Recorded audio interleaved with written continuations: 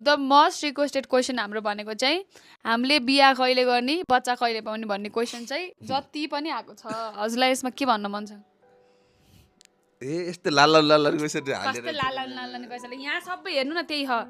बिहा कहिले गर्ने भन्ने टपिकमा चाहिँ हामी अलरेडी लिगली म्यारिड हो है। फर्स्ट अफ अल इङ्गेजमेन्ट चाहिँ हाम्रो परम्परागत इङ्गेजमेन्ट चाहिँ हाम्रो भइसक्यो।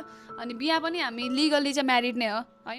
मेरो नागरिकता पनि अहिले पोखरेली नभएर गाइस म्याग्देली छ। नागरिकतामा मेरो नागरिकता मेरो सब एभ्रिथिङ नै म्याग्दीबाट बनिसक्यो। प्लस हामी लिगली म्यारिड हो। अब नेपाली तरिकाले बिहा कहिले गर्छ भन्दाखेरि चाहिँ अब अलिकति फाइनेन्सियल स्टेबिलिटी भएपछि गर्ने होला नि। त्यही पनि त्यस्तो धुमधामले चाहिँ हामीले अभियसली गरिन्न होइन।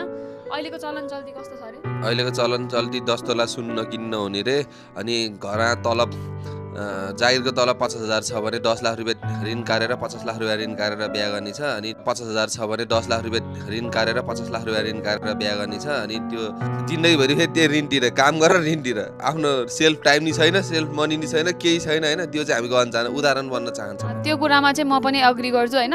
अभियसली हाम्रो घरतिरबाट त अब विविध पनि एउटा छोरा म पनि एउटा छोरी होइन भनेपछि त अभियसली ग्रान्ड नै गर्न सोच्ने राख्नु भएको। तर यसो सोच्दाखेरि चाहिँ बिहामा नै 50-60 लाख खर्च गर्न भन्दा त बरु घर बनाइन्छ, घर बनाउने बाँकी छ हाम्रो घर होइन हो कि होइन। भने बिहामै यत्रो गरेर अब विविधले बिहा गर्यो भने कति तोला सुन दिन पर्छ?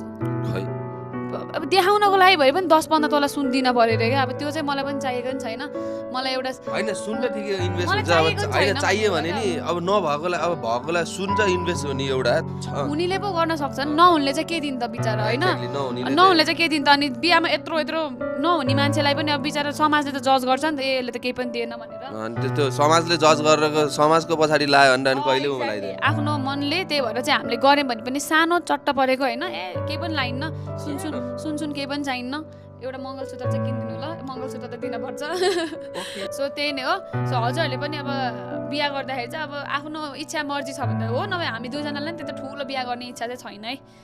सानोतिनो गरिन्छ त्यो सब कहिले गरिन्छ बिस्तारै गरिन्छ। बुढाबुढी त हो नि त हामी अलरेडी यार गुड गरौँ न, मिलौँ ल। त्यही नै हो है। अनि